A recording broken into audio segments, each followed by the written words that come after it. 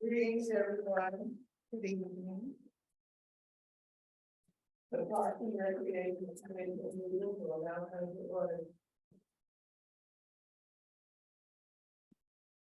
Okay. All right, we'll do a roll call. Commissioner Walton, Here. Commissioner Daniels, Here. Commissioner Moulton. Here. Commissioner Nielsen, Here. Commissioner White, He's excused. Vice Chair Maxwell, Present. Chair Gaines Lynch. Present. Okay. For the record, we have a quorum. At this time, we'll call for number 2 on the agenda, public comment. Members of the public wishing to address the commission on matters within the jurisdiction of the city of Seaside, but not on this agenda, may do so during this period. Public comment period for up to 3 minutes. Comments specific to this agenda items are heard under that item. For public record, please state your name.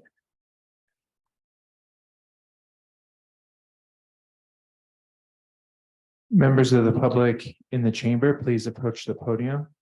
And members of the public on Zoom, if you're dialing from a telephone, you can dial *9 or use the raise your hand feature.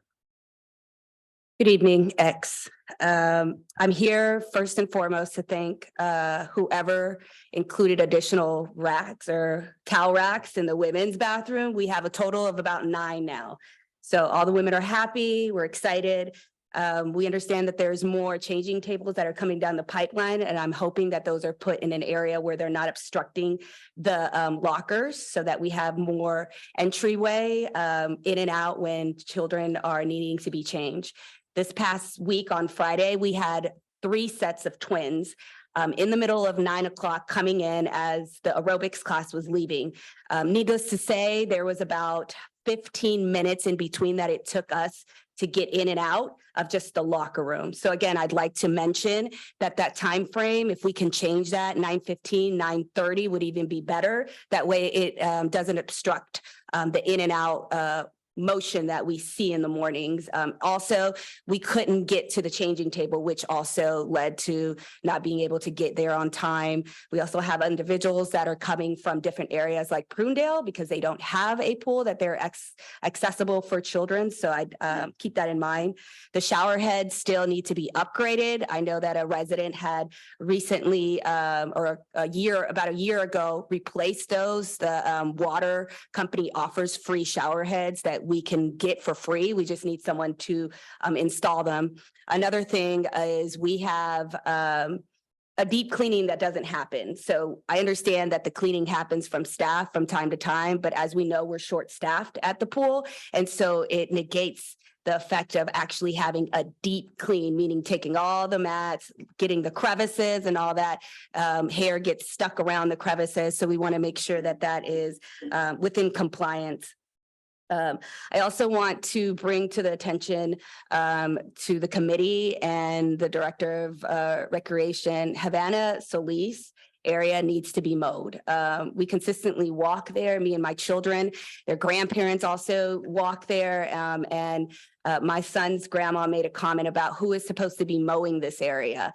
And that's the area that volunteers aren't able to get to because we're handling the garden area, but there is a lot of weeds or bushes, or maybe there used to be some grass there, but it just needs to be at a level where it's not as tall as me. I'm only 5 feet. My son is about almost 4 feet, and it's covering us. There's ticks, there's fleas, there's all sorts of items that could be there. So more attention to Havana Solis would be appreciated. And also adjacent to that, Lincoln Park, there's a big area where there's no mowing happening. So anybody that walks through there, a child falls, that's a big liability. It opens this city up for litigation. And so I know that we don't want that. So I stress really hard to take a good look at that area. And I don't know if it's Public Works that needs to go out and do that, at least to cut it down to ankle size so that we know what's going on in there if the children run or even pets run. I yield the rest of my time. Thank you for your comments.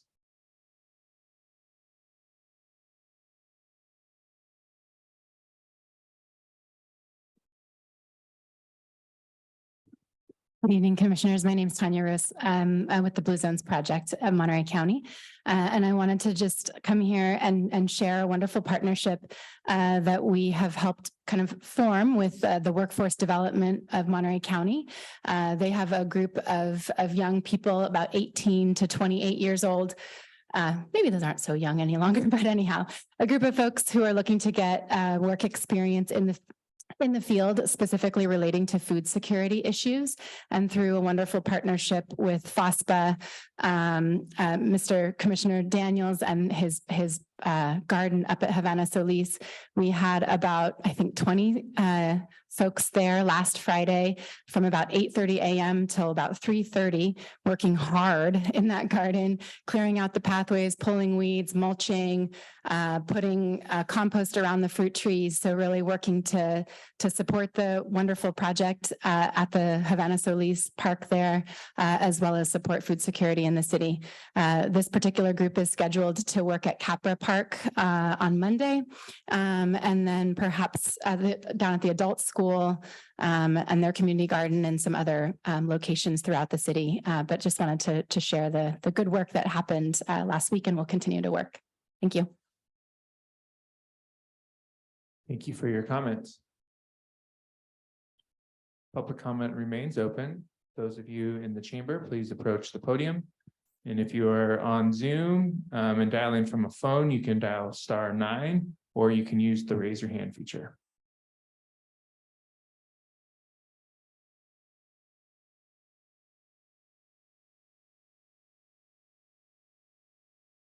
Chair, no one on Zoom is requesting to speak, and it appears no one in the chamber. Thank you for your comments. We will review the comments and get your issues to the proper person to address them. Thank you. All right, next up, approval of minutes. March 20th, 22 minutes.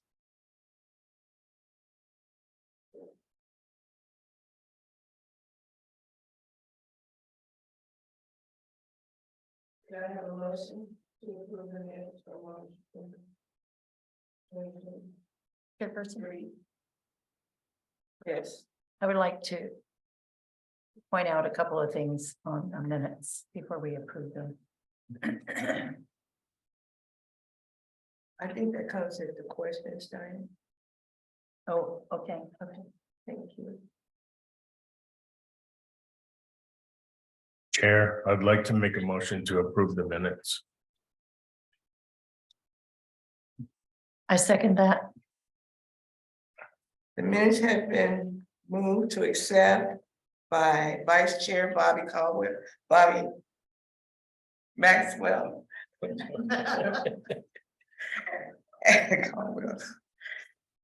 And Commissioner Diane Nielsen. You have heard the motion calling for the question. Oh, okay, I can ask my question. Thank you. A couple of edits as far as spelling and words on page 2.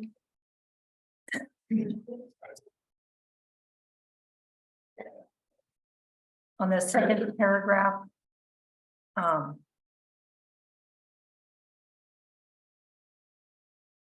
You got it? So in the second paragraph, about a little more than halfway down in the middle, it should be need and not needs. Carla Lobo's statement, if you read down.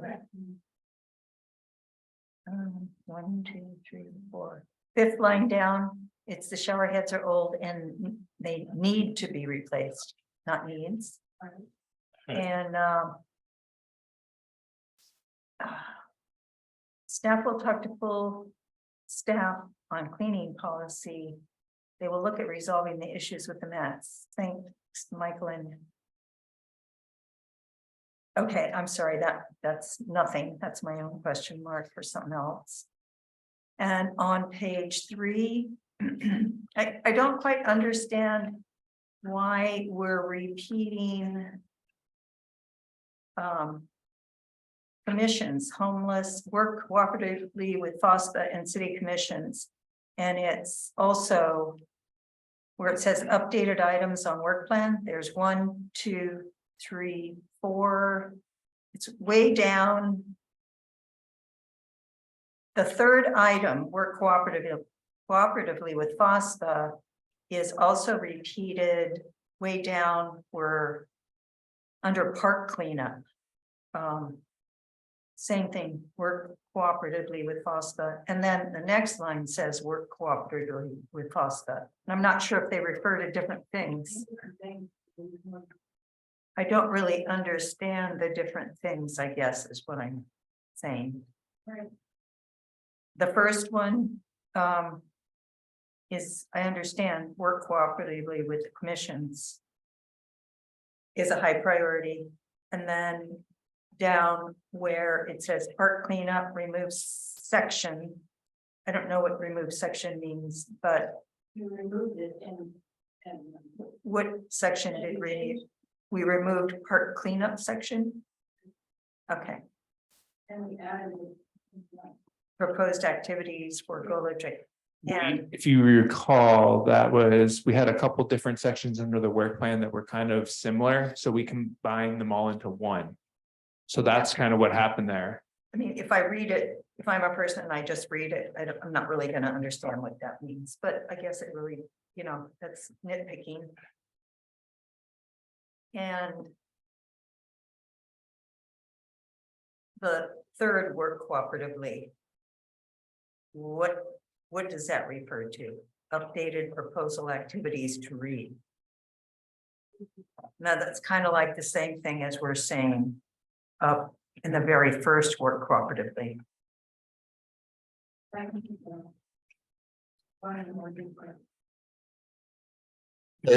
believe the way the minutes here were specific to each section of the work plan. So when we got to each section, these were her notes for each one. Where it says remove section, that was where we were removing it and combining it with the other one on top. So basically that one you just had that worked cooperatively with FOSTA, that one was combined with the one at the top for one item instead of having two separate items. Okay. And I think that was all. Thank you.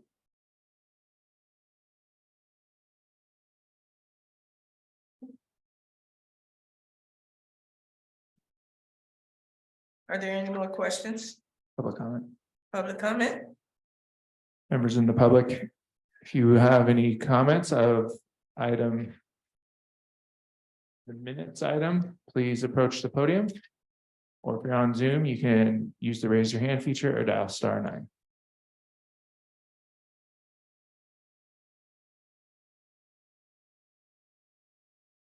Hearing none, all in favor of accepting the minutes of March 20th, 2023? Aye. Opposed have the same right? Hearing none, the minutes pass, are accepted. Item 4, review of the agenda. If there are any items that arose after the 72-hour posting deadline, this is the point in the meeting where a vote may be taken to add the item to the agenda. A 2/3 majority vote is required. Are there any agenda items that anyone would like to add? Hearing none, we'll go to the next. Item number 5 on the agenda, business items. A, receive presentation from conservation techniques and provide input about the parks master plan process. All right, commissioners, on the line, we have Mr. Steve Dew. He is the representative from Conservation Techniques, and he will be providing a presentation on the process, on how they're laying it out, everything for the Parks Master Plan for your review, and then there'll be room to make comments and suggestions moving forward. So without further ado, I will welcome Mr. Steve Dew. Thank you, Dan, and quick sound check. Can you hear me okay? Yes. All right, super. So good evening, Commission. My name again, Steve Dew, Conservation Techniques. We're a California firm focusing on parks and recreation and open space planning, and excited to be working with the City of Seaside on an update to your Parks and Recreation Master Plan. As Dan mentioned, I've got a brief presentation to walk you through the scope and timeline of the overall project and leave a fair bit of time for some dialogue with the Commission to get your thoughts on how things are today and where you'd like to see things go going forward. So if you bear with me, I'll put my presentation up on screen and we'll go from there.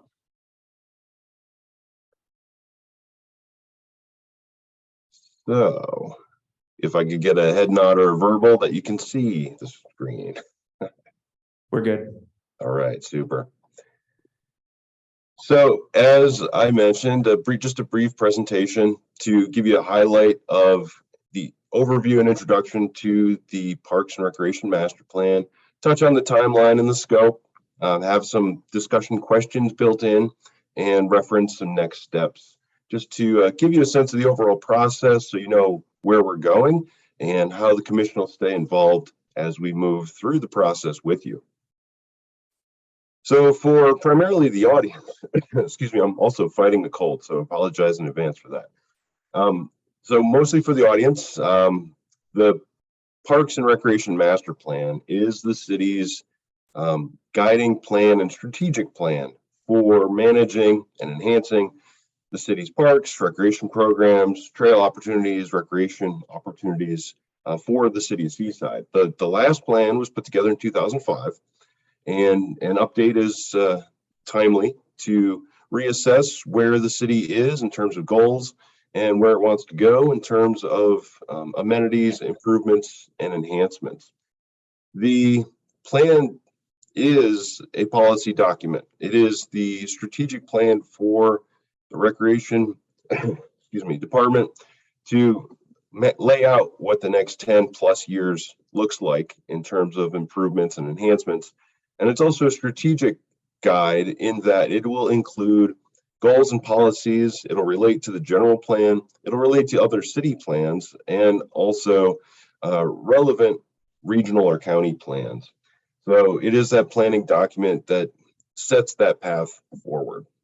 It's also a capital planning document in that it will include a list of specific recommended project improvements for the city over a 10 plus year window. So projects will be listed out by project type, by project name, sequenced over time, costed out. So you have a sense of the full scale of improvements, enhancements, things requested by the community. And that capital element, excuse me, is not a budget per se. It is really a planning tool where the commission and staff will work toward moving projects into the city's budget, have the conversations with city council to keep projects fresh in the budget and finance. But the plan and the plan process is also, I see it as a communications tool. And by that, I mean the plan will help tell the story of where Seaside is today, what was in the older plan, what improvements have been made or accomplishments completed, and where the city wants to go based on what we hear from the public during the course of the process. Public engagement's a big piece of the overall process, and I'll touch on that here in a moment. Again, as a strategic plan, it's a high level plan, a 30,000 foot look at the overall system of parks, the overall system of programs, what you offer, So it's about looking at your strengths, looking at key areas of improvement, asking the questions of the community about what are the needs today and what do you think the needs will be 5-10 years from now.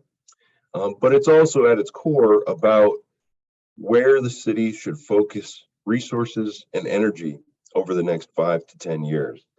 So it will help frame improvements, and it will also help frame those policy and project discussions about what sorts of projects get elevated in priority and how projects can get funded.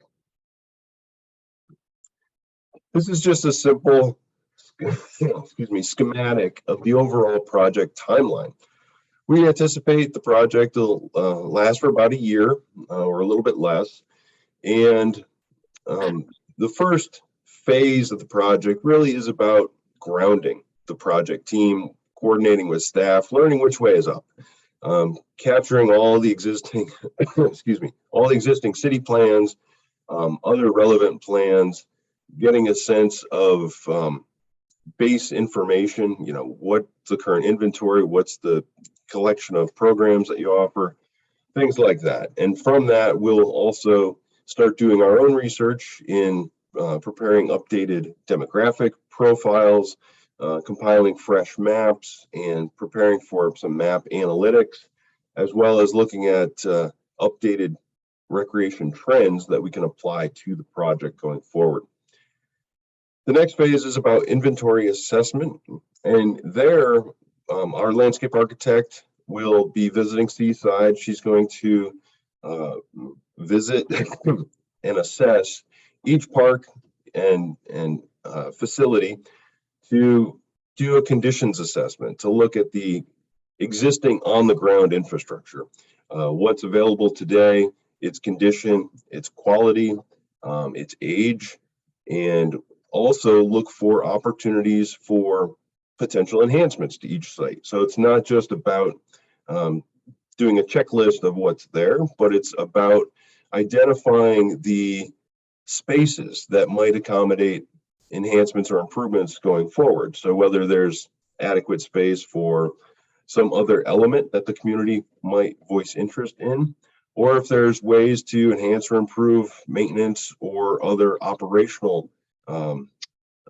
work that goes on within the park system. So that will help inform the assessment of the overall system of parks and programs. And throughout the course of this, we'll also be doing public process, and that's the next slide. So I'll touch on that in detail here in a moment. But the core central section of the plan process is really about digesting what we see on the ground, what we hear from coordinating with staff, operations staff, with the commission, and also council, and also digesting what we hear from the community through their preferences and perspectives for things like amenities, and doing that through a community survey and other different engagement opportunities throughout the process. That'll help inform a review of the goals and policies. So we'll look at the 2005 plan as a starting point. We'll look at the general plan, and we'll see what the direction of those documents were, and work with staff and the commission to put a fresh lens on goals and policies, bring in contemporary topics, things like climate action, diversity, equity, inclusion, other things that might not have been in common discourse 15 years ago. We'll also, during this middle phase, do a lot of the analysis. So I mentioned earlier the notion of mapping.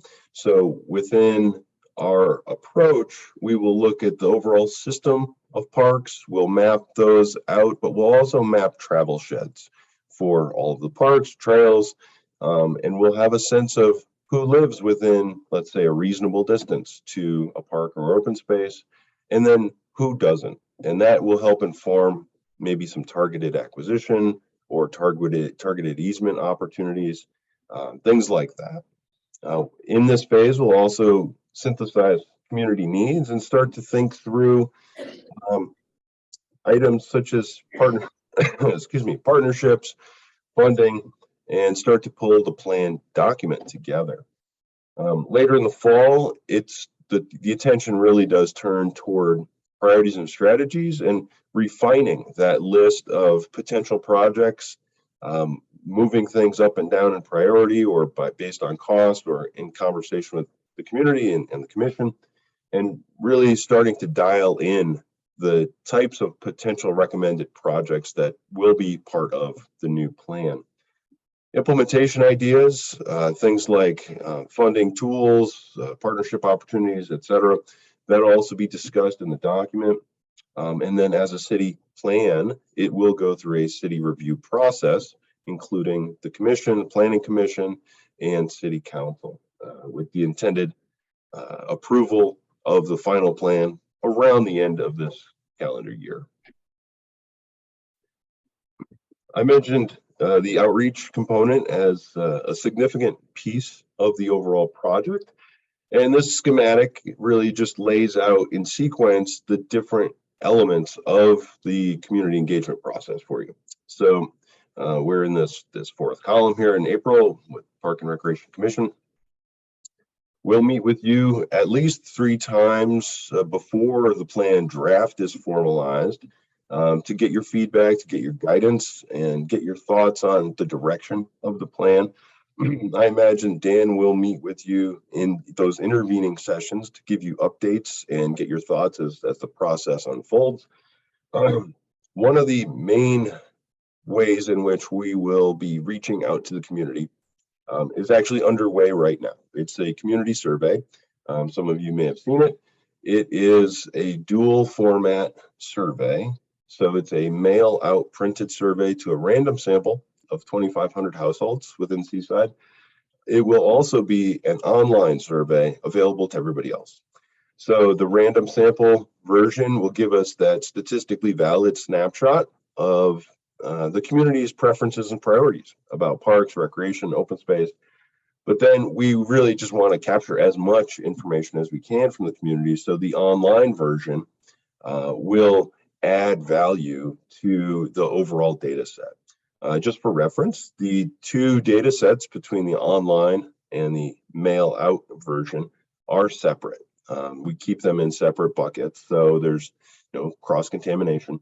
But it also allows us to look at the data and see if, let's say, the mail survey sample is saying one set of interests and the general public online version is going in a different direction. So we can look at the differences, also look at the differences based on geography, age group, and households with kids. The survey is also being conducted in dual languages, so it's English and Spanish.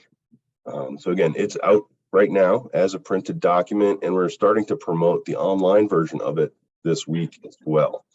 The goal is to have the survey wrapped up around mid-May, and then we'll use some preliminary information to springboard into an online an open house, an in-person open house in early May.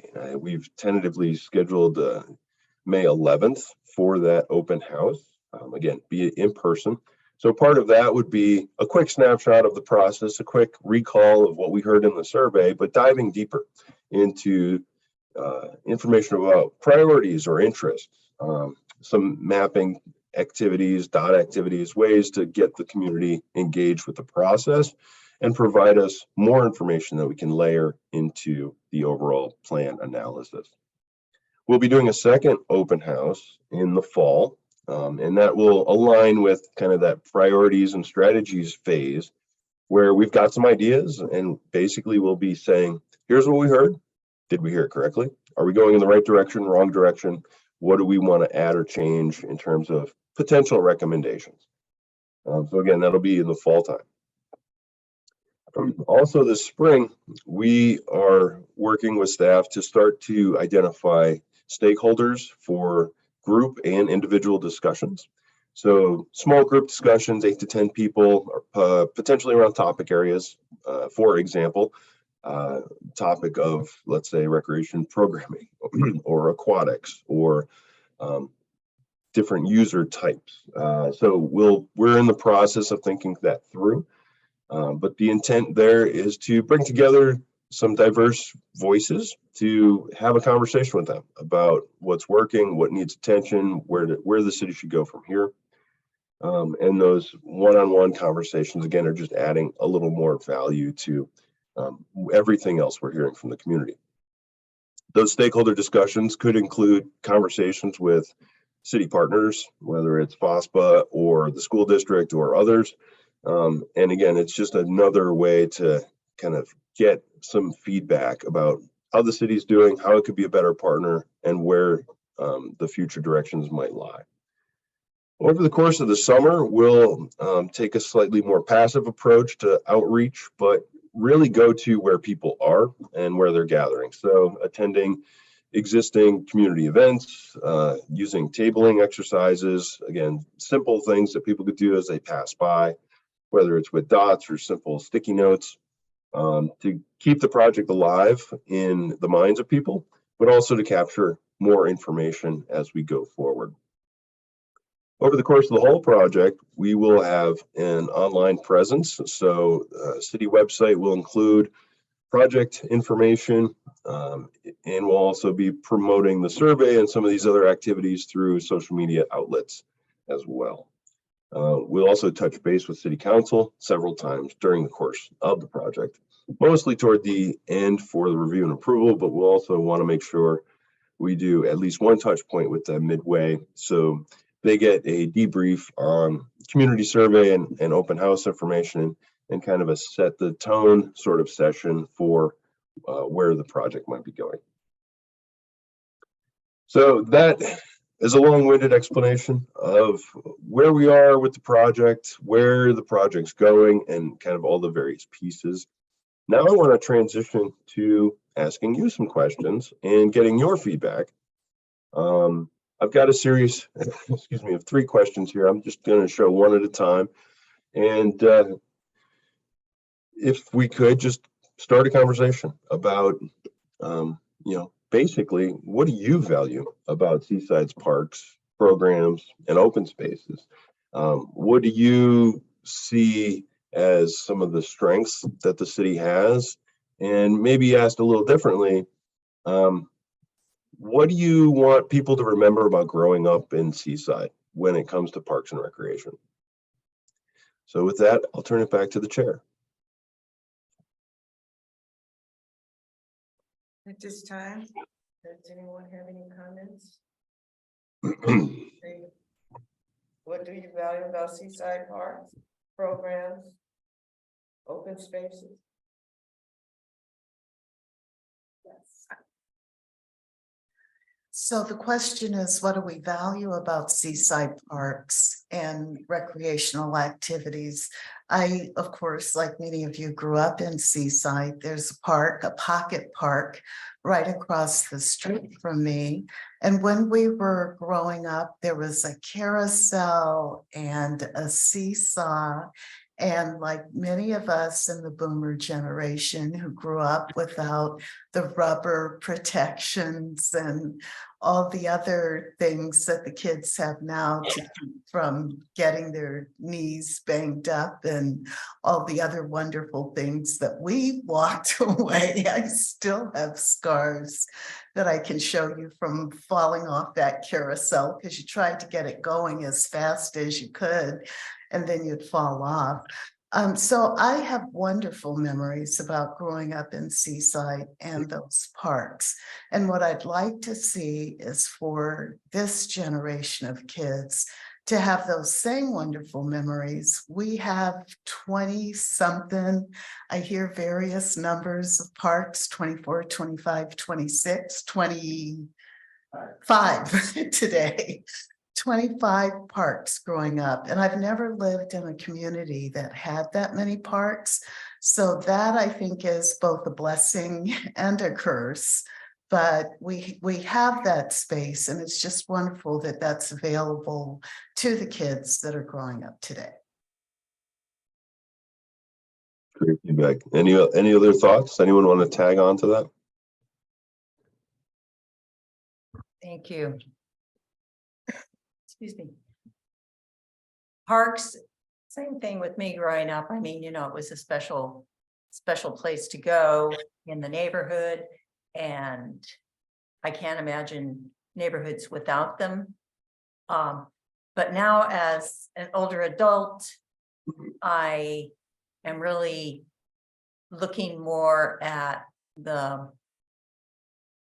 urban forestry part of parks and the different wildlife that it supports and the things it does for our mental health and sense of well-being and pride in our community, and the mitigation of stormwater drain off and all the wonderful things that it does.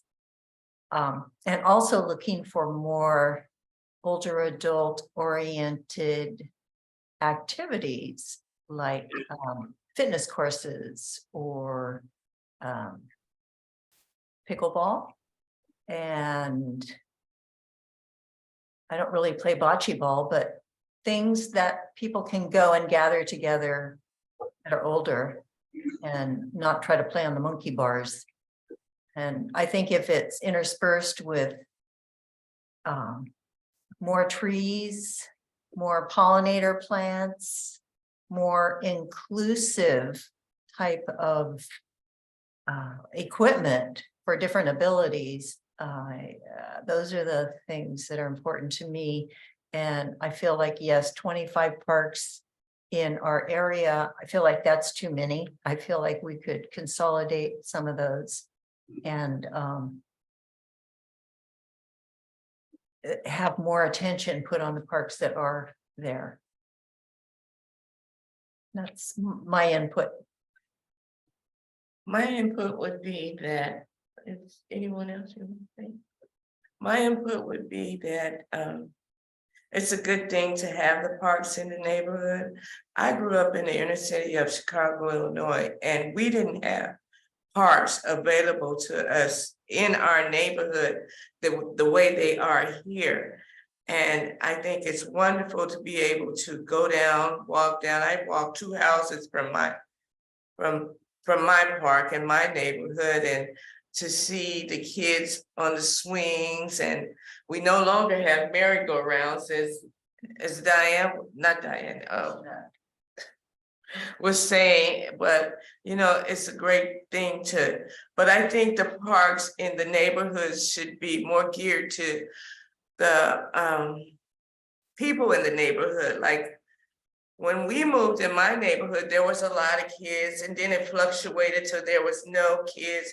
But now it's coming up to the children are being born, and they're grown up, and they're not hanging in front of the house. So there's a place for them to go down into the parks. So I think that was wonderful that we have that park there. But I really think that what Commissioner Nielsen is saying about she's getting older, but some communities have more seasoned adults than they have the youth. So I think the parks in the communities should be geared towards what that community has. Great. Any other thoughts on this question, or should I move forward one? Just to piggyback on what everybody else has said, with having so many pocket parks, I think it adds to the communal space. I remember growing up, there was a lot of barbecue pits and benches, which I think in most parks have become disarrayed, have been left to dilapidate. I think as you're going through the plan, just having that in mind, that even though a lot of these parks are smaller spaces, that they are still utilized by the neighborhoods, and having like a barbecue pit or a bench or a table would definitely beneficial. Thank you.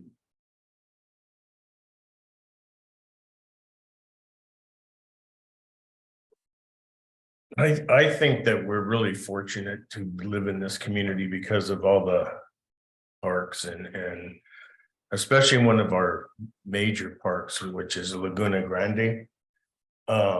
It's got a lot of wildlife and a lake and a trail that goes all the way around, and it's really relaxing to take a walk around the lake or just sit on a bench and watch the ducks fly or whatever. And then also, we have a lot of good programs, like at the pool, there's the older adult swimming and Tiny Tots, whatever you call that program. The senior programs are really good also at the center. And then we have a lot of athletic fields for the youth that are involved in sports, baseball and soccer and football and that sort of thing. So I think we're really fortunate to be living in this community.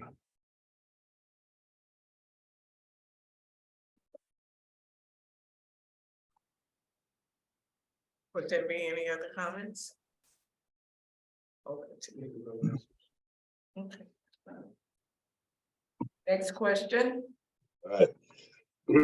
So building on some of the comments you've already shared, what recreation opportunities are missing in Seaside? What could be done better or differently in terms of maybe what's offered or how things are managed or maintained? Again, we'll be looking at the current condition when we're in the field. But again, your insights will help guide maybe how we view what we're looking at out there. So, you know, I've heard pickleball, I've heard inclusive play, I've heard some other options. So what, if anything, might be missing that you want to build upon or enhance over the next 10 years?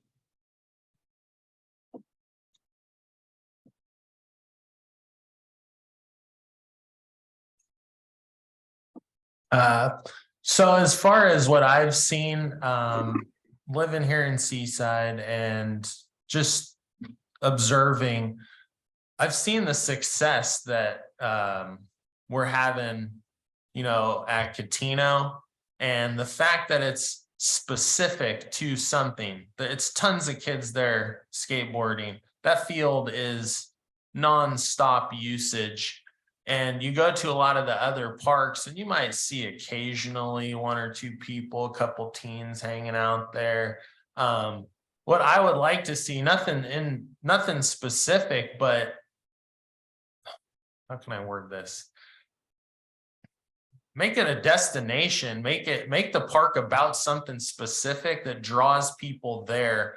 Like it was said, we have 25 parks, and I do want to acknowledge the fact that that takes a lot of maintaining just from the get-go, but you have 25 parks, you could make something themed more or less where it attracts a certain crowd of people and dedicate that park to something like that, like we do at Catino, and maximize the usage. Whereas if we go cookie cutter, oh, there's a plastic slide and, you know, some bars, people could get that anywhere, you know, but they're coming in droves to play at Catino. They're coming in droves to skateboard at the skate park. So that's all. Right.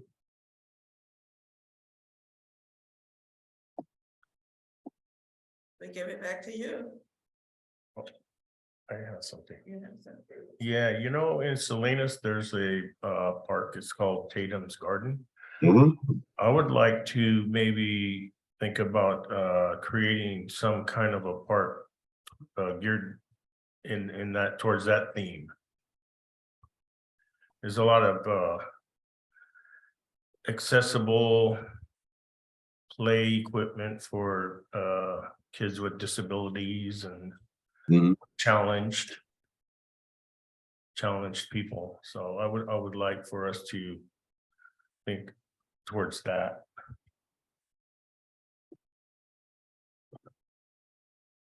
That's a theme. So would there be any more comments from the commission? Okay, so. Back to me, or is there another? You stay.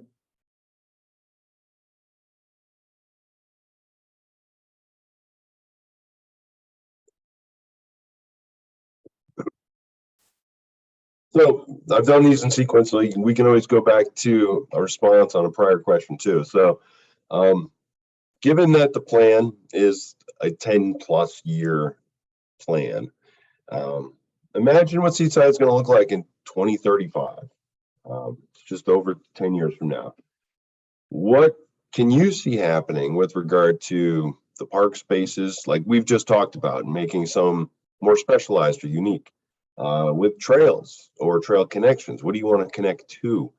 And is there opportunities to tie different parks together maybe? Or about recreation options, whether it's for youth or for adults? Any thoughts on kind of your vision of the future if you had your crystal ball?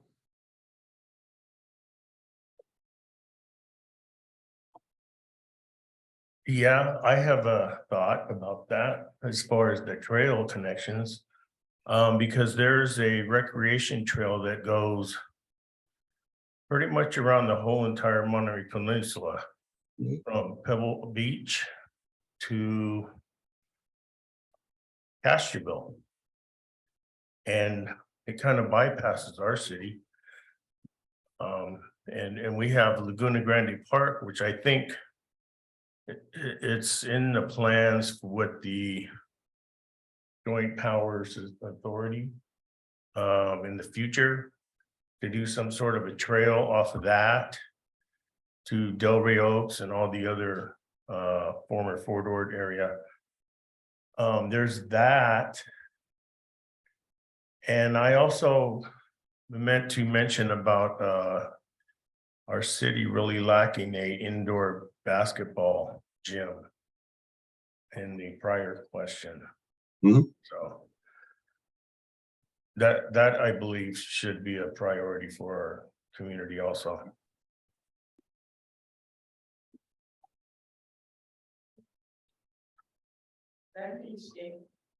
I don't have one comment. Would childcare be any part? Could this be any part of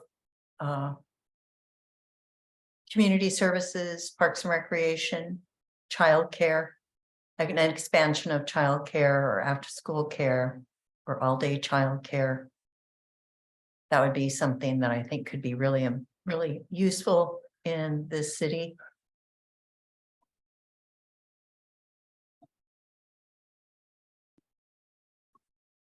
Thanks for the feedback. If Dan, you want to respond on the question part of that, I'd defer to you.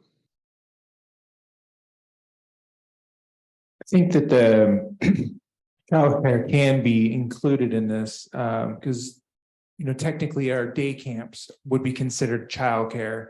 Our after school programs would be considered childcare.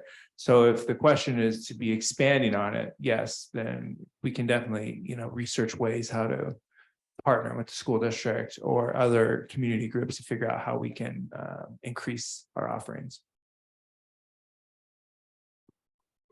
Yeah, to kind of piggyback on the last comment, just having the parks more geared to recreations, having the green spaces more accessible. I don't know if irrigation is part of the conversation as well, but just having accessible water, if like a community garden in the neighborhood wanted to sprout up, or just certain things like that. I'm not too privy of grass, but just having places inside the neighborhood, like as we had the conversation of pocket parks, having places inside the neighborhoods where the kids can have places to play, especially with the talk of housing coming up in the city. A lot of more apartments, a lot of places without backyards are going to be occupied. So I definitely want to see the parks more geared to outdoor recreation and just having the space for kids to spend their time. Thank you.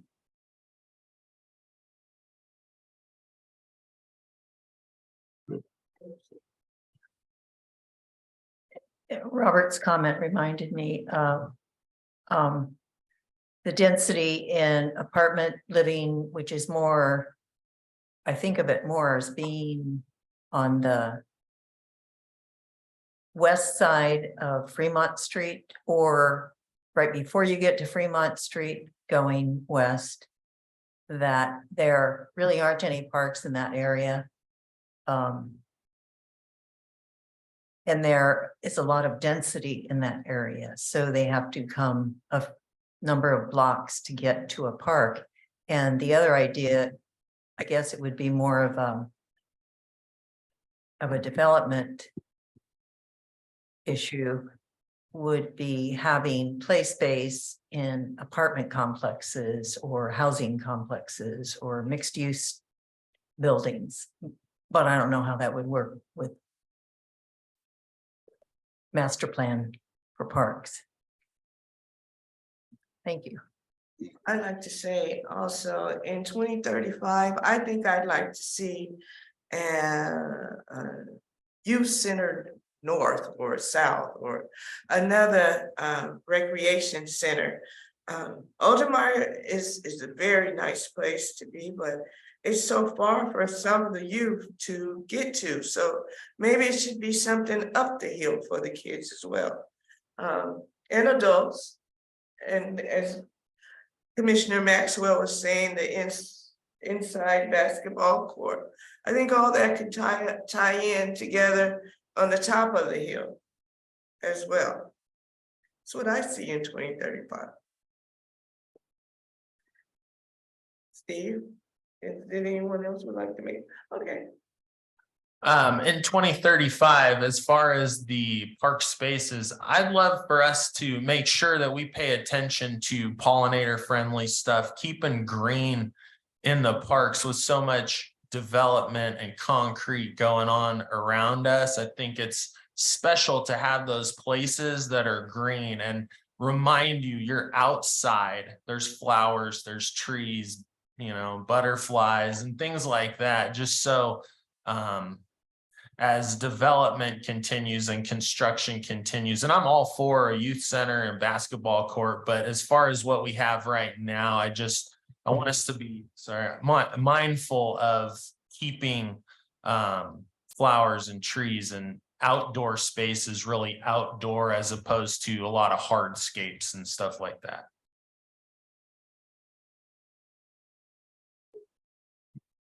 Are there any other comments? We'll return it to you, Steve. All right. So changing gears just a little bit, this is the last set of questions I've got for you. And it's about community engagement. So I mentioned earlier that the community survey is already out in the community circulating. We've already received over 140 responses and we have only pushed it for a week now. So we expect to have some strong results coming in over the next several weeks. But as we think forward to the in-person open house that's coming up in May, or other engagement opportunities, what is it that you want to learn from the community? Is there anything that you want to hear about in particular? And maybe separately, are there any hot button or hot issues that we need to know about that we need to potentially avoid or work around? Commission.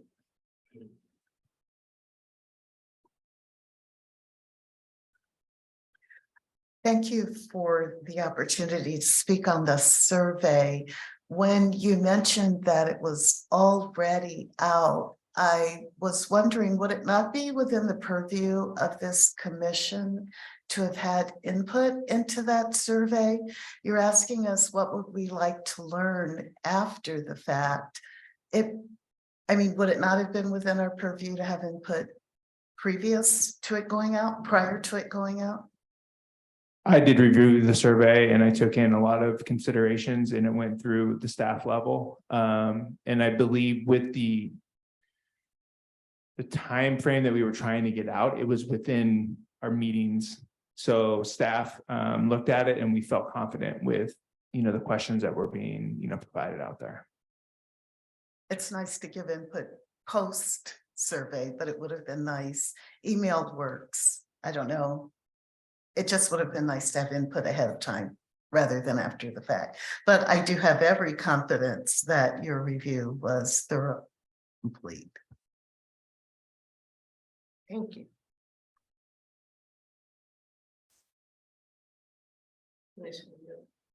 Thank you.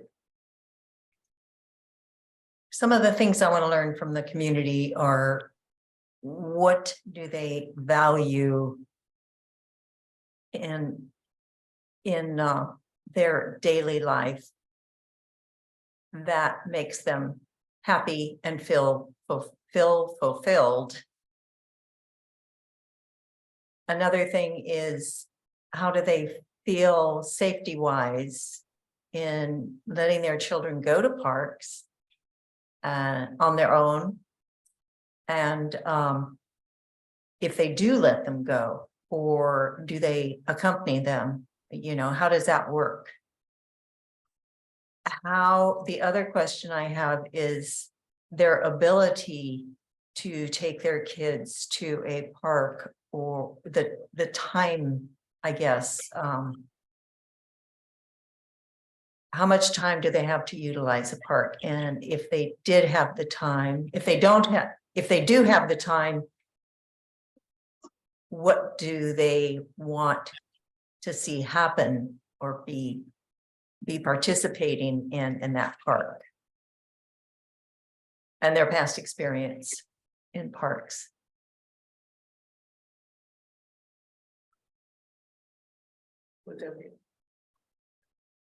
I would say specifically, what amenities would you want at your local pocket park compared to what amenities do you want at the larger parks? And if there's anything in the city that's like you're missing that maybe you've experienced at another city's park or in a different community that you would like here in Seaside.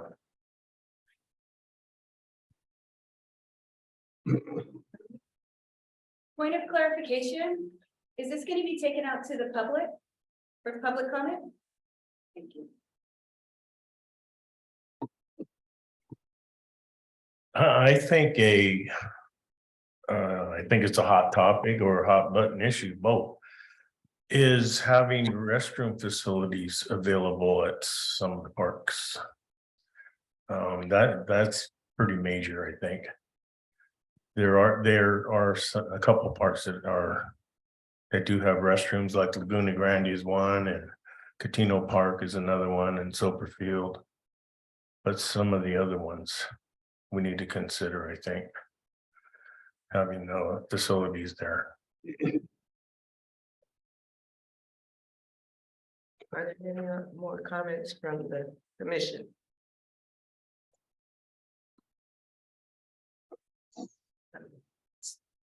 Steve? All right. Well, I do appreciate all the feedback and the insights. And again, this is just the first session with you, just to kind of touch on the project and give you a sense of where we're going. We will be coming back to you with more information about what we hear and getting your guidance going forward. Just in terms of some next steps for your reference. So again, the survey is being promoted probably through mid-May. I say probably because we'll be paying attention to the pace at which responses are coming in. So if we need to keep it open a little longer, we're okay with doing that. We'll stay flexible to the project and just make sure that we're capturing a solid set of feedback from the community for the project. The site assessments I referenced earlier, the condition assessments, those are going to occur in early May. And the stakeholder discussions will likely, excuse me, be between May and June. Again, pending conversations with staff and coordinating for those discussions. And the first open house is tentatively set for May 11th. So more on that soon. That's all I had for you. I'm going to go ahead and stop sharing the screen and then send it back to the chair. Okay. Okay, so if we could have those questions put back up and we can open it up I can put them up, Steve. for public comment. Will do.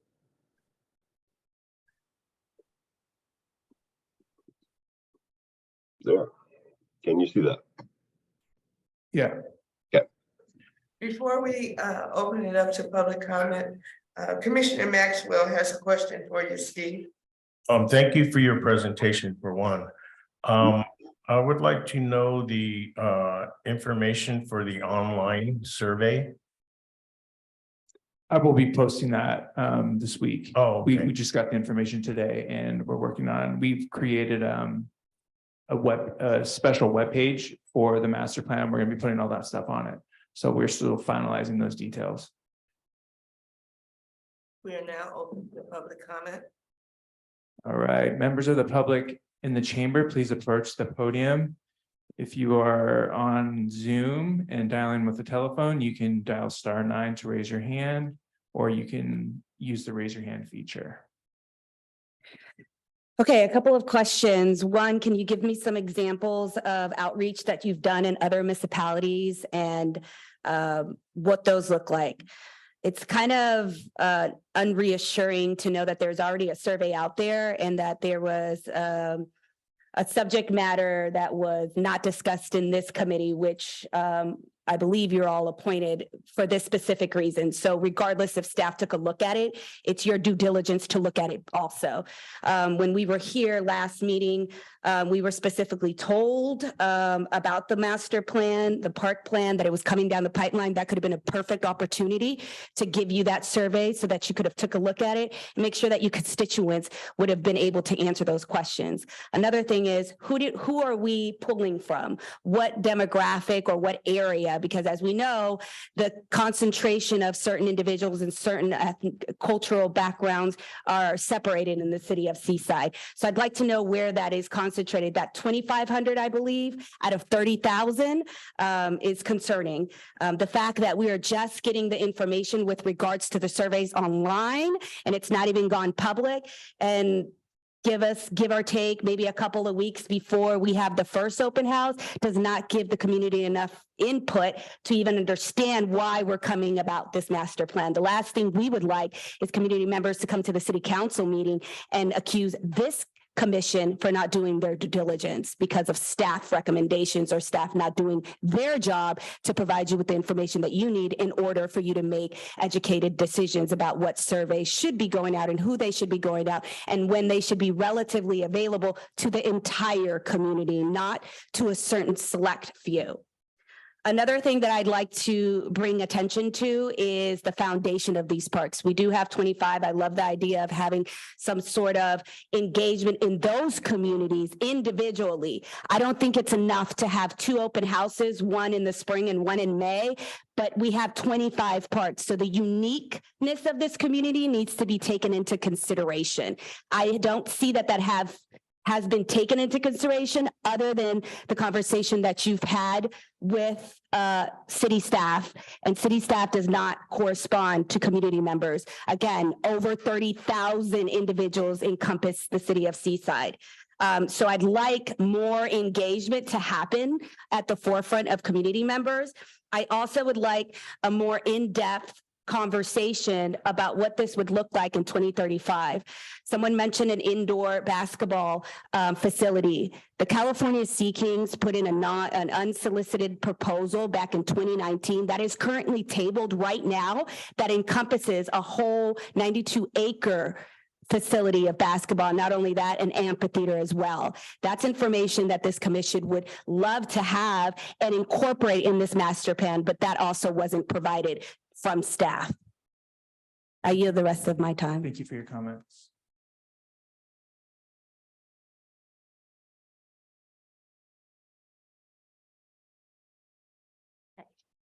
Hi, I'm Jeannie Reese and I'm representing FOSPA. I just wanted to say, what do I value about the parks? I value that just a few doors down from my house, I have open space and a place to walk, and I see people walking there all the time. And I really value that. I've never had that where I've lived before. I value all the programs that the Park and Recreation Department offers. I think that they're really wonderful. I think that also we have a lot of maintenance issues, as have been talked about before in this meeting. We do have some parks that have been really just neglected, and I'm sure that that's going to come up in the analysis of the parks. As a member of FOSPA, I hope that any future plans incorporate and build on the good work that, volunteers have already put into these parks, because if you look at the difference between a FOSPA park 10, 15 years ago and what it looks like now, there's a vast difference, and there is so much improvement.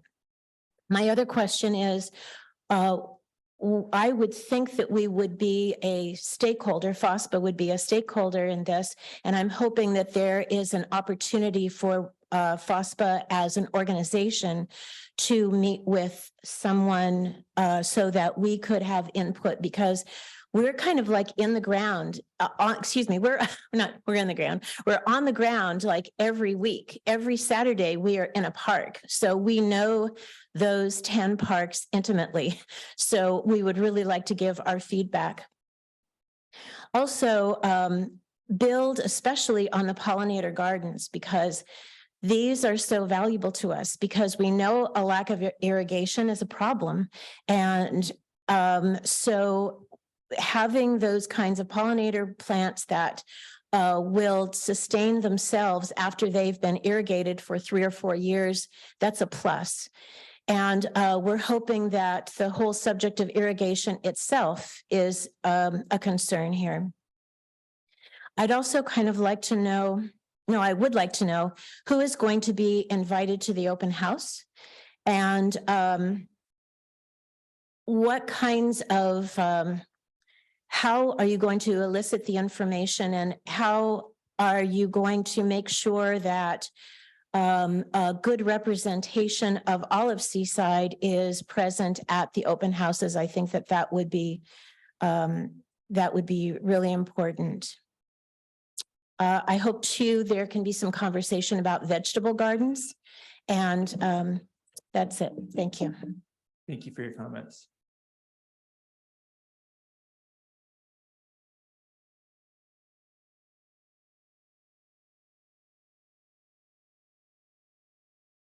Hello, my name is Toby. I'm a Seaside resident, and thank you for allowing us to speak on this. And I'm not sure if this is the right forum, but I work for a playground company. Our company is Zoom Recreation, and we're a full service company. We do playground surfacing and shades. And so I wanted to offer just to be a resource to, the committee or the parks, if there's any questions that you have about park design or implementing some of the different things that you're looking for in the different parks. We have a number of different things that are some areas that you mentioned of interest. We have themed playgrounds, and then we also have exercise for adults, exercise equipment.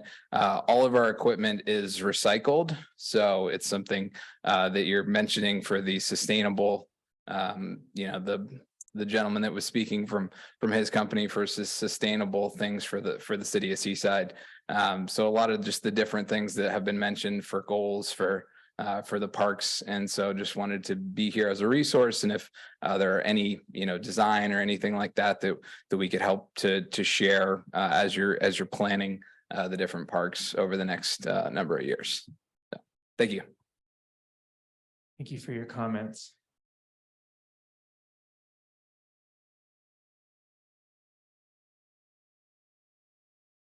Good evening, commissioners. My name is Kathy Rivera. I'm a resident here in Seaside, and I wanted to follow up on comments about outreach, especially in reaching everyone in Seaside about the opportunity to make comments on a parks master plan, that an effort is made to reach residents who are Spanish-speaking primary language in the places where they tend to get information, gather, and have community influencers that they trust. So this would be like at the schools, in churches, maybe even posting in places where they generally shop.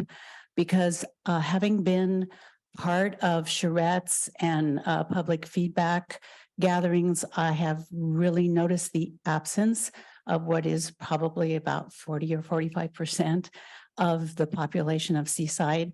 And we see the same usual people who follow the city council and commission operations.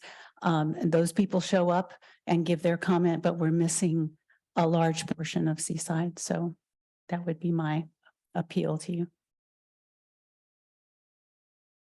Thank you for your comments.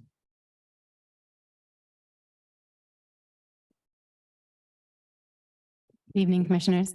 Thanks for the opportunity to speak on this. It was also wonderful, Steve, to hear your presentation. Looking forward to supporting the process over the next year or so. My name is Tanya Riss. I'm a resident of Seaside, as well as representing the Blue Zones Project, Monterey County.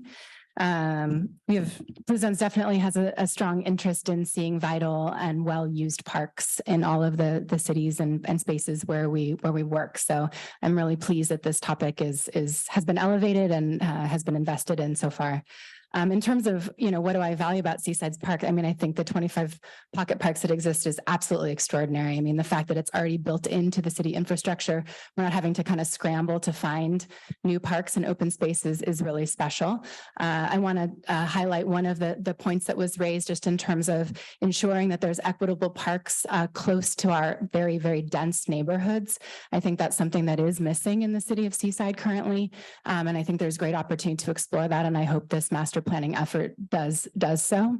I think absolutely considering climate resilience is central to this work, considering our urban forest, really focusing in on our native habitat and pollinator gardens is integral. Of course, from a food security perspective, supporting more and more community gardens is paramount. Of course, we want those to be community led. So, we want to have zoning that is appropriate to support these spaces, but also supporting community members as well. I think accessible trails within parks and connecting parks is absolutely central to this work. This supports active transportation, an overall healthier population, multimodal, so folks can roll, walk, bike, just access these trails however they can, because we want people to be out in parks and open space. Contributes significantly to our mental health, which is a serious issue we all know since COVID. I think the idea, it's wonderful, the sports fields we have, Seaside is also very under-resourced when it comes to sports fields. So I think that will likely be something that is surfaced in this assessment, but something that I think is needed to be paid attention to. The other piece, I'm not certain if it's part of this, but I think, doing a look at what the staffing is to support these parks is critical, not only from a maintenance perspective, but also a programmatic perspective. Mr. Muez does good work and he's a recreation director. There's not a parks director in the city. There's an active public works team, right? But I think that's something that really needs to be looked at. If we want to invest and ensure that these parks will continue to be a strong and well cared for resource in the city, we need to really think hard about the staffing. So regular maintenance schedule, and then of course, leveraging these incredible partnerships. FOSPA is extraordinarily special, unbelievably unique in the resources they bring to bear. The Resources Conservation District of Monterey County as well has leveraged a tremendous amount of resource to support these municipal parks. So yes, that's what I have to say. Thank you. Thank you for your comments.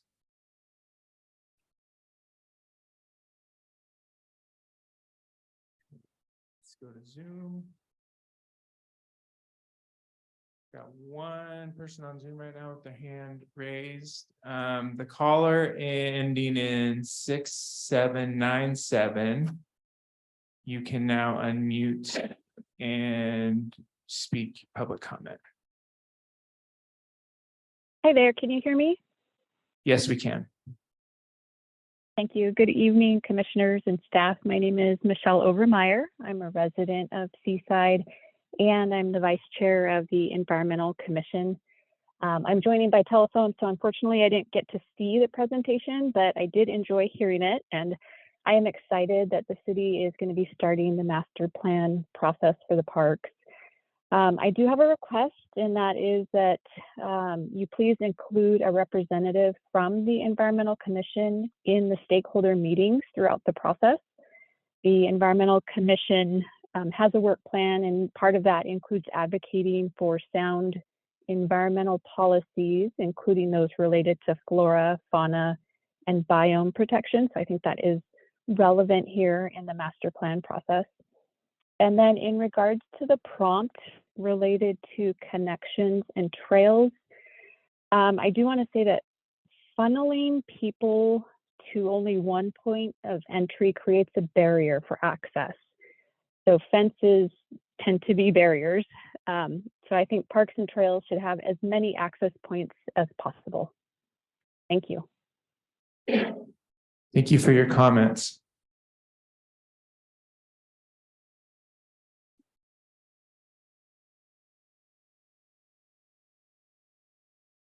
All right, not seeing anyone else in the chamber, and there is no one else on Zoom. Okay. Steve? Would you like to? Excuse me. Steve, would you like to say anything else? Steve, do you think you can answer a couple of questions that may have come up? I can attempt. There were a host of questions in there. Dan, would you want to guide me in which questions you want me to refer to first? Can you really just highlight the statistically valid survey and the process and how the function of that works? Sure. So as I attempted to explain earlier in the presentation, the survey is dual format. So again, it's a mail out survey that's sent to a random sample of 2,500 households. The second component is an online survey that's open to the entire community. So think of those as two separate surveys. So for the mail out survey, what we do is we mail out a printed version in English and Spanish, plus a response envelope that's already pre-printed with a return address, to a random sample of 2,500 households. That random sample is derived from a mail marketing list that is maintained and updated. So the people who send you junk mail know everything about where people are moving and who lives where at any time. So it's that group basically that we use to collect a complete list of addresses, residential addresses in the city. From that, we do a random sampling of that list to capture 2,500 households. So that is the basis for identifying who that sample is. And for the mail out survey, the intent really is to hit a sampling of the community, because if we get around 300 or so responses, statistically, that represents a randomized snapshot of the general public. So if we've got the number based on that random sample, then we can say with some certainty, plus or minus 5%, that the responses we receive from the survey will align with the responses we would hear from everybody in the community. Again, plus or minus 5%. So that random sample is a strong baseline, but it's not the only data that we're using in the project, because we have the online version, which again will be accessible to everyone in the community, again in English and Spanish. And the intent for that really is to capture as much data as we can from the community. So we'll be promoting it very heavily, working with staff to, get the word out, have the commissions get the word out, etc. So we will have two data sets that we can then say with even greater certainty represent the general sentiment of the Seaside community. So we've used this process over 15 years on multiple projects with success. And it really is a useful way to capture not only targeted information, but general information of the overall community. So hopefully that helps. And then Steve, can you just confirm too that once you mail out that survey, it doesn't end there, correct? Correct. The mail out survey is the first piece of mail that they receive. And that mailing also includes a cover letter that says your household's been randomly selected. We're doing this park master plan. We really value your input. Please take a minute to, provide the survey or use the QR code to do it digitally online. So again, people who receive the mail survey can send back a printed copy with the envelope provided, or they can do it as an online tool through, again, a separate bucket of surveys that is specific to the mail sample. Then 7 to 10 days later, we mail out a reminder postcard in English and Spanish that says, hey, we recently sent you a survey from the city. Please take a moment to, fill it out. Here's the link, here's the QR code, or send it back. So that is the mail survey piece in a nutshell. If people choose not to complete it, they will likely still hear about the survey through all of the other outreach for the online sampling. And they're certainly open to take the survey in that format. I believe there's a question about community engagement in other communities. Can you provide a little bit of insight on that and how you worked with that with communities that are similar to Seaside?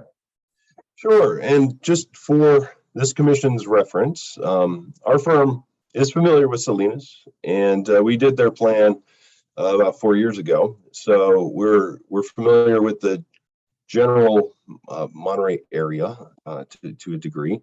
But we also have a tendency to work in communities that range in size between 2,000 people to about 800,000 people. So we don't go to work for those really giant cities, but we do work in a wide array of communities that have differing sizes, but also have Spanish language or other languages as core elements of the community. We've recently completed several projects up in the greater Seattle area where we've done survey and outreach work in up to 4 different languages for multiple projects.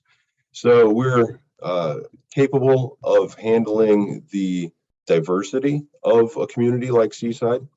And as far as the process elements, what we've outlined for the Seaside project is very comparable to what we do for most of our projects. Again, the intent is to capture as much information from the community as we can, aiming for ways to engage with people that are easy for them, that are quick for them, that are at their convenience. So again, things like the tabling events and attending community events, going to where people are, whether it's farmers market or movies in the park, is just another way to have a person touch the project over the course of the planning window. So most of our projects do include surveys, stakeholder discussions, group discussions, public meetings that could be hybrid, in person, or online only, and tabling and the full range of what we've offered here is very comparable to what we do in other communities. All right, thanks, Steve. A couple of these questions I think I may be able to answer. When in regard to who will be invited to the open house, ideally we want as many members of the community to attend the open house. So we will push it out on a variety of different formats to hopefully get and draw on that attendance. We're going to definitely try and outreach the Hispanic community as well. And we are going to probably be relying a lot on our partners to help us reach these community members, whether it's FOSPA, Blue Zones Project, a lot of the community nonprofits, CPY, Village Project. We want to use those groups and those partnerships we have as well to help reach their networks to get people to attend. So we are definitely going to be pushing that in a variety of different ways. That kind of hit the outreach. And then, yes, we will be working as FOSPA will be one of the stakeholders. And we are also going to be looking at a lot of our other nonprofits that will be stakeholders, as well as our city commissions, Environmental Commission, Art and History Commission, Neighborhood Improvement Commission, just to name a few. That's because they all do kind of work hand in hand in some way with this process. Yes, okay. So we want to thank you, Steve, for your presentation. It's very enlightening to all of us. And we want to thank everyone for their questions and comments. At this time, if we can move forward on an agenda, we will. Okay.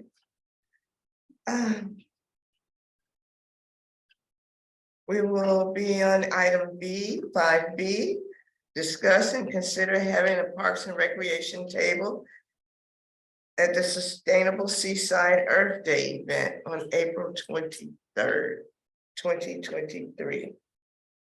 Are there any comments from the commission on that?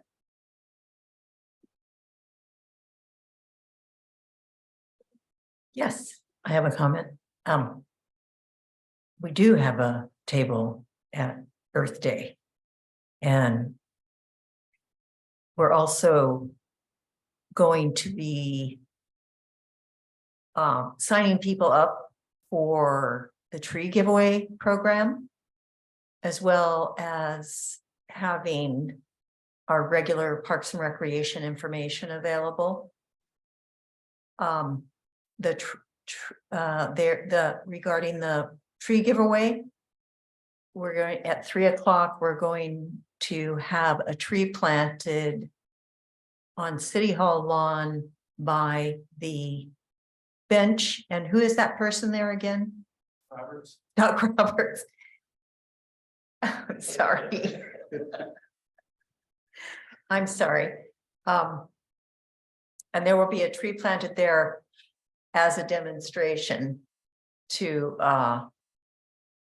promote the tree giveaway program. We'll need help.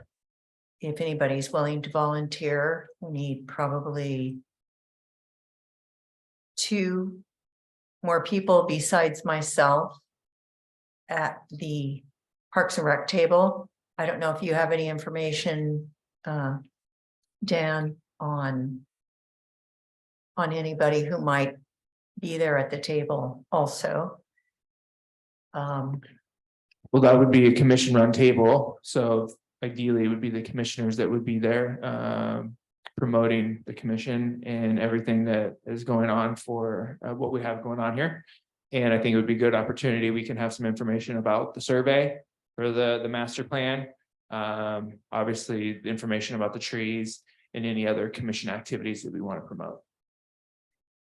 Yes, I plan on being there. I looked at my calendar and I am free that day.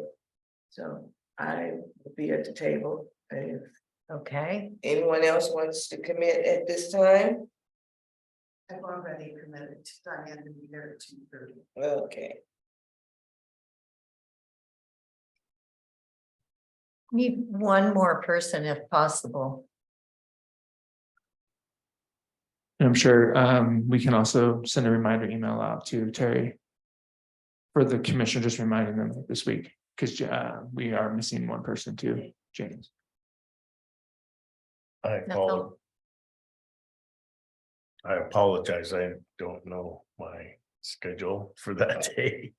Yeah, I try to make as many of those events as I can. So, but I'm just really unsure. I don't want to commit and be wrong. So, sorry. Okay. Well, so I guess we decided there is a table there. So if everybody's satisfied with item B, we'll move to.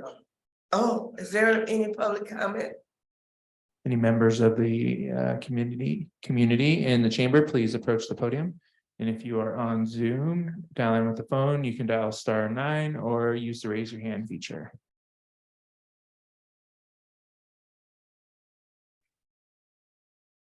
All right, Chair, I'm not seeing anyone in attendance, or there's no one on Zoom. Thank you. Okay, we'll move to item C. Discuss having a special meeting for another park tour. We canceled the park tour. We took it off the agenda for this meeting, so we need dates for another tour. And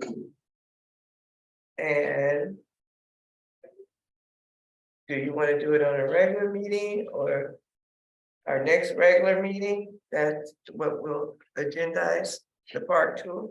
The next scheduled meeting Yeah. would be May 15th, and that is special. It's a regular meeting. Yeah. So is everybody agreeing with that? Do we take a vote on that? That's an action item, actually. Yes, that would be an action item to have. Well, or it would be to discuss whether or not you want to have a special meeting just for the park tour. But if the plan is just to have it at the next regular meeting through the chair, we can put that on the agenda. Okay. So really, it would be whether or not the commission wants to vote having a meeting outside of that next regular scheduled one. What is the ideas of the commission?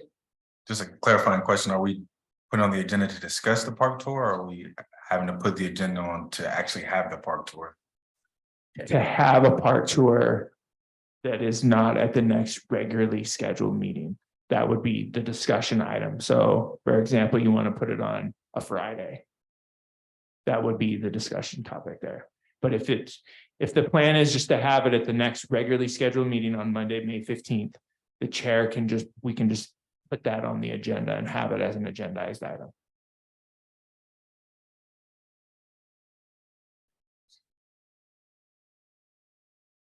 I have a question. So the budget. When is the city council's budget meeting? I mean, don't we have a budget meeting where we talk about what the priorities are? So Parks and Rec? So the work plans have been submitted. Well, this is not the topic, so we can't really get into that because this isn't an agendized topic to talk about the budget. But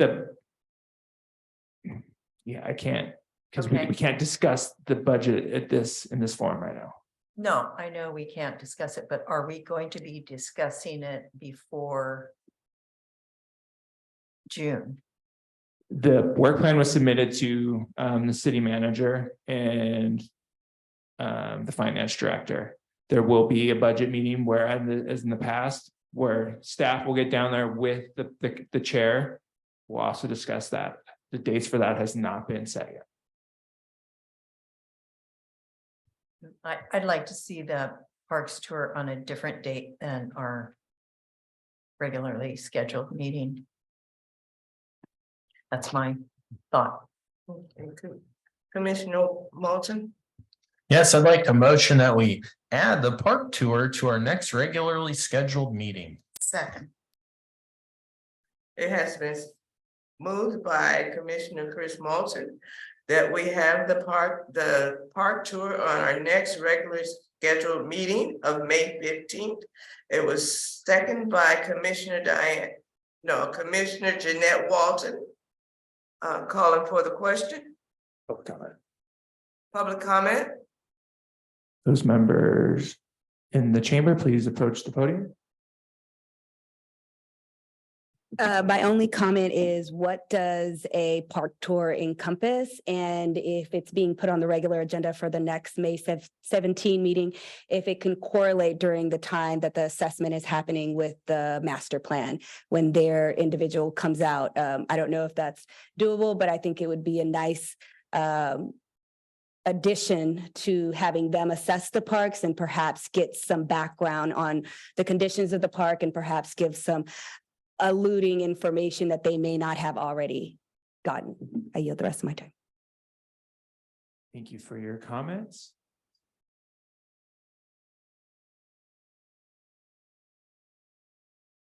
I don't see anyone on Zoom. No more questions. I'm calling for the vote. All in favor? I can answer that question. Okay. You can answer. I have some basic information. I do believe that the assessment will be occurring that week. I have not been given the exact days and times on when they're coming. And it's my understanding that it's just the landscape architect coming and going to be doing the site assessment on their own with either myself or someone from Public Works. And to answer the question about the park tours, we had a whole meeting that we discussed, and then we laid out the parks in different pockets. And so before the time change back in fall, we had our first round of park tours, and then we had to stop them because of the darkness. So now we're on our second pocket that includes, I believe, Mescal Neal,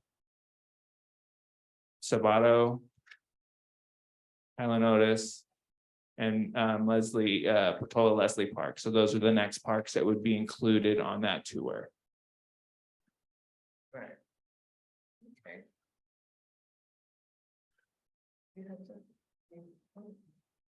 So moving right along, I'm going to call for the vote. All in favor? Nays have the same right. Nay. We have one nay. Are there any abstentions? Motion carries.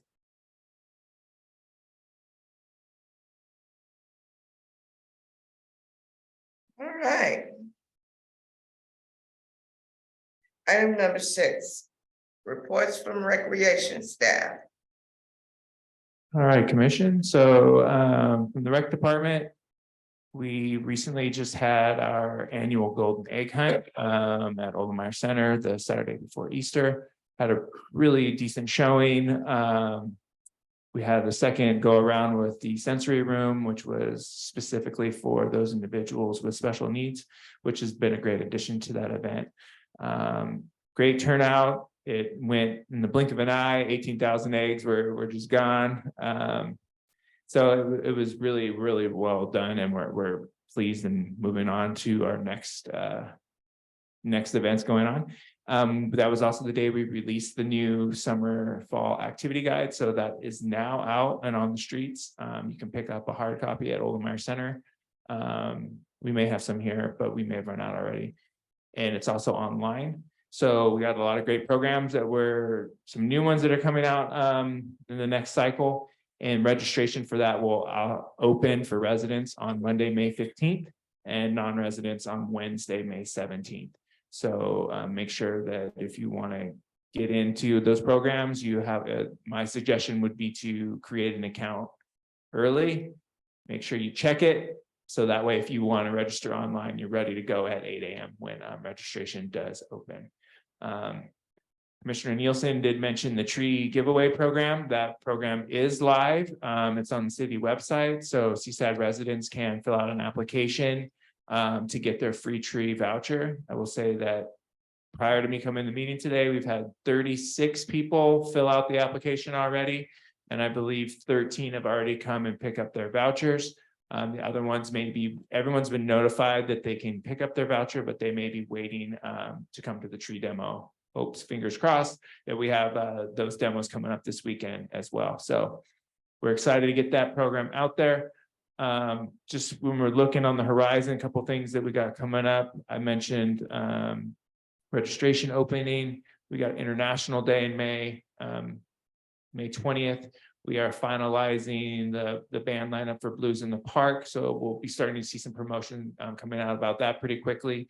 And then also our annual 4th of July event, which will be here on City Hall lawn. And then there's a co-sponsorship with Building Healthy Communities for the Juneteenth celebration, which will be here at City Hall and at Laguna Grande Park as well. It's going to be a really large celebration, and that's going to be on Saturday, June 18th. So that's looking out a little bit to the future, but just, kind of putting it on everyone's radar. So that's my report from the rec department. Thank you. Reports from park staff.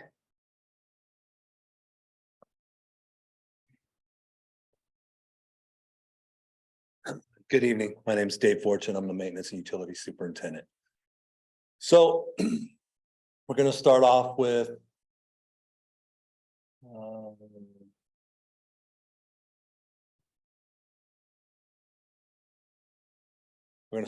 Ellis Park. So Ellis Park has multi-use synthetic turf, sports court, picnic areas, playground, grass fields, and landscaping. So the rains, we just found out that there's a drainage issue that's happening at the park. And so right now we're working on correcting that action. So they're in the process of that. So construction started in mid-April of 22. Construction was substantially completed in late January 23 with the ribbon cutting January 27th. There's a couple punch list items that are still remaining. The basketball court net we're having an issue with, and we may have to end up replacing that, but we expect to be completed in May with Ellis Park. Highlight notice. So there's going to be a spiral slide, monkey bars, wood chips play surface, and a new concrete structure, concrete curb barrier in the lower northwest corner section of the park. So the equipment has been purchased, but it hasn't been delivered yet. City staff has 100% of the plans and will be bidding out the project in June. Bidding for the contractor to perform site preparation, play structure and equipment installation, construction of the concrete curb barrier will occur in June. And construction starts is planned to start in the beginning of July and end beginning of August. Next slide. Lincoln Cunningham. So a full-size basketball court with basketball posts, hoops, trash receptacles, benches, and stormwater treatment. So the city has, city staff had the 100% plan and will be bidding that project out later this month. Construction is planned to start in June and it will end late September. Next slide. Fernando Pachetti, Mescal Neal Parks. So Fernando Park Improvement Project, a swing set, seahorse rider, artificial rock for climbing, hand sanitizer station, picnic table and bench. So February 16th, 23, council approved a budget appropriation of $80,000 from the general fund to the project. Pachetti Dog Park bench and Mescal Neal Park picnic benches, picnic tables and benches have been ordered. On March 2nd, 23, council approved Neighborhood Improvement Commission allocation of $90,000 to the Fernando Park project and $20,000 to the Pachetti and Mescal Neal Parks for the benches. Project is currently in design and construction will start in September for Fernando. So here's some pictures of Fernando Park. There's a terraced area, so that's a little challenging with the play structures that they're trying to work on. So that's why it's taking a little bit, but we're getting through that. Here is kind of the layout. You can see kind of the raised area there in the middle. Here is a rendering of what it will look like with the play equipment that they're looking at installing. Pachetti Dog Park, you can see that there's some chairs. Somebody has brought some chairs, looks like from their house.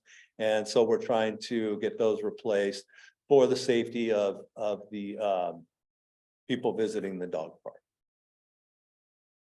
Mescal Neal, this was before there used to be a structure at the top, but it had to be removed. It was old. It was from, I think, the 60s or something like that. And here's a picture of it being, city staff has removed it. So we're going to look at installing benches and picnic tables around the park. Lincoln Cunningham and Solis, Havana Solis Park concepts.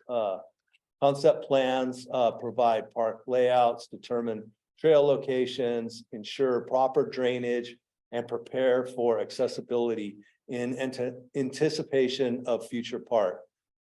January 30th, 23, council approved Whitson Engineering to prepare concept plans, including trail locations, sitting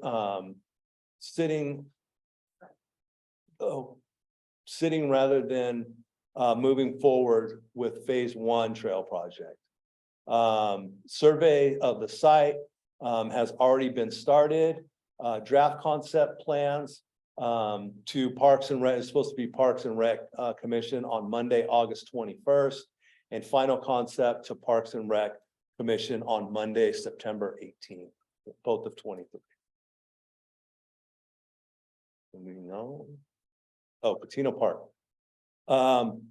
Parking lot, playground, visitors bleachers, accessible pathways, benches, tree removal, stormwater treatment, landscaping, sod and irrigation. So that went out on February 16th. Construction bids came in. Council approved on February 16th a PSA with Wallace Group to provide construction management, inspection, testing, and CDBG compliant services.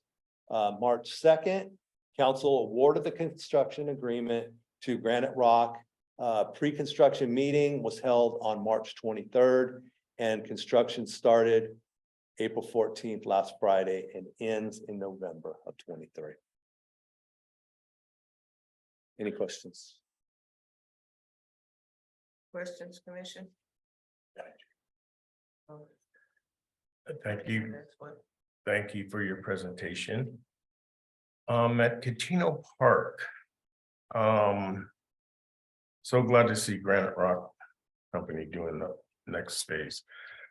Anyway, there are some issues at that park, like the netting that goes from the top and it hangs down to the cyclone fencing is like sagging down in a lot of areas. And then also there is some of the well, I said cyclone fencing, but it's chain link fencing.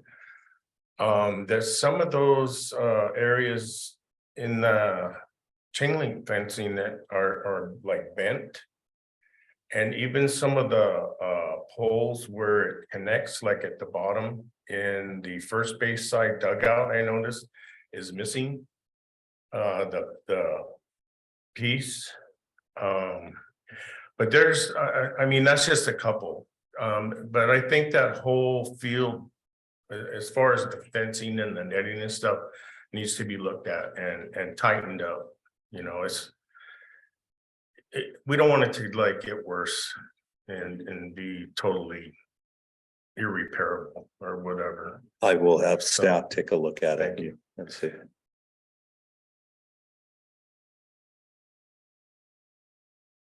I have questions. Yeah. Back to Fernando Park, is that tree going to be cut down in the park? I hope not. I'm just looking at the rendering. And I haven't seen the full design of it. Our engineering staff is, but it kind of looks like it will be, it looks like it's within where the play structure is going to be located. And so you have to look at the fall zone for the equipment. And so the park is small. And so trying to fit play equipment into there, we may have to, it looks like we're probably going to have to end up removing that. And then for Pachetti Dog Park, the chairs is, you mentioned a bench or benches? Yes, that yes, would be- the Neighborhood Improvement Commission donated money to purchase benches that we can install there so that we can have because like I said, it's like somebody brought their Yeah, furniture. lawn from there. chairs. Yeah. And I'm sorry, remind me again for Mescal Neal Park, what's replacing the pergola? The pergola it's just, we're It's getting, gone. yes, it's gone. We're getting benches and picnic tables to install in the park. But Thank you. no pergola at this time. Thanks. Okay.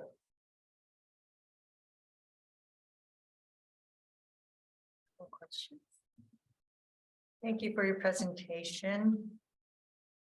I wanted to mention at the Highland Otis Park that the volleyball court there, it's not really a court, it's just the regular dirt that's there, which is not conducive to playing volleyball. And nobody's mentioned anything about putting real sand in there and sort of, like a frame to keep the sand in. But to play volleyball there is kind of dangerous because there's things in there that when you fall, you're going to hurt yourself. And it's not really attractive to want to play volleyball there. I wonder if something can be done to put real sand in a contained area for the volleyball nets. I will have to take a look at it and see what it's going to take to fix that up. And the other question I have was, tell me what stormwater treatment is. Is it like a grate or something? Or when you talk about stormwater treatment, So it's infiltration. It's like a bioswale or something where Oh, water okay. and it goes into the ground. Sinks So into the ground. yes, Okay, I Yeah. wasn't sure what that meant. yeah, there's different structures you can install in there. You can have, like saying a bioswale that you can see, or you can have below ground structures. I don't know if you've ever seen at a job site where there's kind of yellow, they're kind of look like half pipes kind of, and so they have rock. And so the water will go into there and infiltrate back into, Seaside being sand, water infiltrates really quickly here. So that's what it is. Thank you. My only question is concerning the Lincoln Cunningham and Havana Sully's Park concept. With the conceptual plan and then phase 1 trails as well as the master plans, like, is there any congruence to how the trails are going to be addressed? Or is it on like a first come, first served basis on where the trails are going to be? Yeah, I mean, it might be kind of overreaching, but in the Public Works Department, is who are you guys waiting for first? So do you know? It's my understanding that once we get the concept plans and we get the input and we decide on and where the new trail footprint will be, that'll give the council and staff the kind of the framework to move forward. And it's my understanding that the trails will take precedent over the amenities, but we wanted to make sure that we did our due diligence to identify the trails, because we know that the way the footprint is now most likely will change, and we didn't want to just redo those trails as is here and then realize, oh, we gotta move things around, and then we would be taking out those new trails that we just put in. So we wanted to make sure that we had everything kind of in line first, because where the playground is now may not necessarily be where it is in the future, and it may have a different access point or whatnot. So hopefully that answers the question, but that's kind of the process that we kind of moved with. Thank you, Dan. Thank you, Dave, for your presentation. I do have a question. Diane, Commissioner Nielsen mentioned sand, and I live, and it's not about one of the parks that you talked about, but it's still a park. And the sandboxes, the sandbox in Salvador Park has these weeds sticking up like straws, and those things can be dangerous to the kids. So I want to know if you have any plans on just totally replacing the sandboxes in all the parks with new sand. Well, we're looking at different parks, and what we would do is we would pull the sand out and put more of a wood chip, ADA compliant wood chip into those. That we're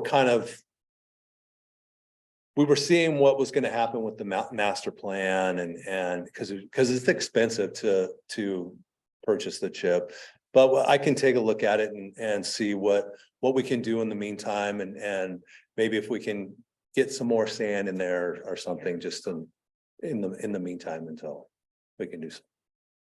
Thank you. Okay. Thank you. If no one else has any questions, thank you so much for your presentation. Thank you.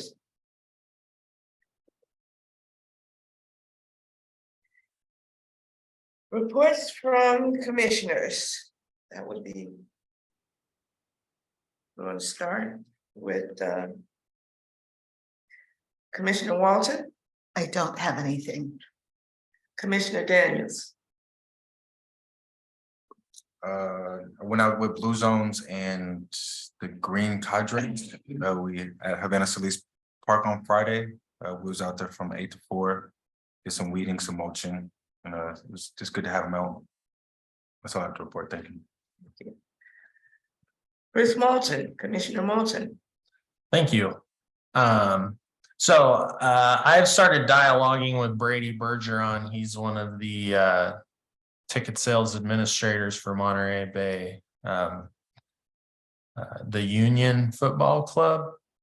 and trying to see about getting a tent at the field suite, which is new this year. It's on the east side of the stadium to the left of the supporter section if you're facing from the ocean. But seeing if something that we could do to engage with the public, since the stadium is in Seaside, and we don't have much presence there. I think it would be a wonderful opportunity for the commissioners or council folks, if they wanted to be there, to set up a table. We could, promote things like the park master plan and such, as well as recreation programs. So I am just in the beginning phases of that. And then I also just wanted to say, this is a 9-person commission and we are 7 right now. So there are available seats for any willing, enthusiastic Seaside residents to apply and join the commission if they are so interested. And that's all I have. Thank you. Thank you. Okay. Commissioner Nielsen. Nothing to report. Thank you. Commissioner Maxwell. Okay, I'm all for that idea, Chris. That's a awesome opportunity. Yeah, I'm gonna report on a couple. Because I am the president of the Seaside Police Activities League, and we are partnered with the Recreation Department. And we just had our end of the basketball season banquet last week, was it? Yes. We had close to 250 participants this year, and at the banquet there was close to 400 people in attendance. It was a really successful season, and it was a really fun night too. Also tomorrow at Oldemeyer Center, the senior programs is having a sock hop luncheon and dance. No? Oh, this is only Monday. I'm sorry. This Thursday.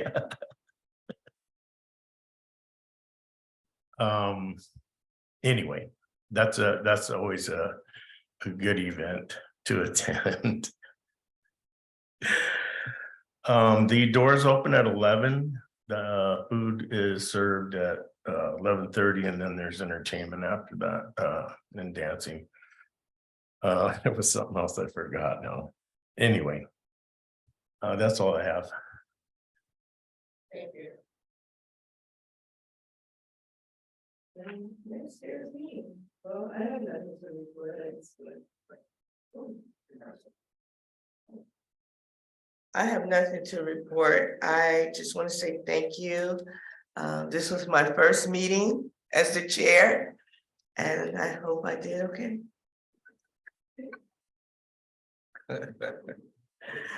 At this time, we'll call, do you have anything there? At this time, we'll call for adjournment. All right.